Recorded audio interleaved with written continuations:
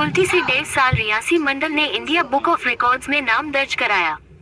पश्चिम बर्दवान जिले के कुल्टी विधानसभा के नियामतपुर के रियासी मंडल ने महज 1.5 साल की उम्र में अपनी अंगुलियों से 18 वस्तुओं की पहचान कर इंडिया बुक ऑफ रिकॉर्ड्स में नाम दर्ज कराया है।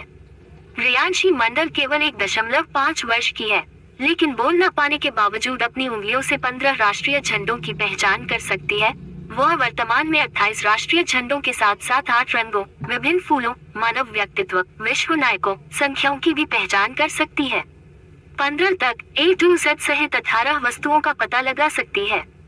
रियासी की इस प्रतिभा को पहचानते हुए इंडिया बुक ऑफ रिकॉर्ड्स में नाम दर्ज होने से उनके माता पिता समेत परिवार काफी खुश है।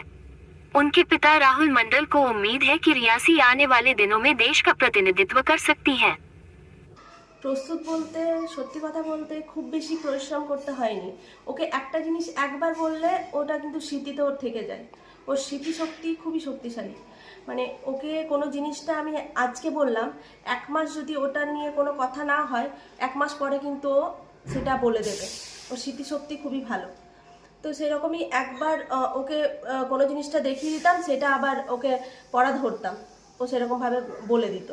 কোনো অসুবিধা হতে পারে, আমরাই ভুলে যাই, আমরাই মাঝে মাঝে অবাক হয়ে যাই। এই যে কান্ট্রি ফ্ল্যাগগুলো, এটা যদি নাম না লেখা থাকে তো হয়তো আমরাই অতটা চিনতে পারবো না, কিন্তু ও পুরো 28 কান্ট্রিজের ফ্ল্যাগও মানে শনাক্ত করে নেয়।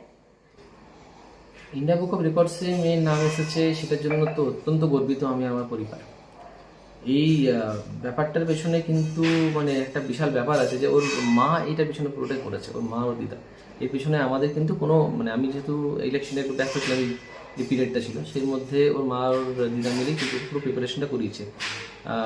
বলা বাহুল্য যে আমার মেয়েকে 20-25 দিনের একটা প্রিপারেশনের মধ্যেই ও এই 18টা আইটেমস, এতগুলো সংখ্যার জিনিস বা এত আইটেমসকে কিন্তু মুখস্থ করে ফেলেছে বা শনাক্ত করে ফেলেছে।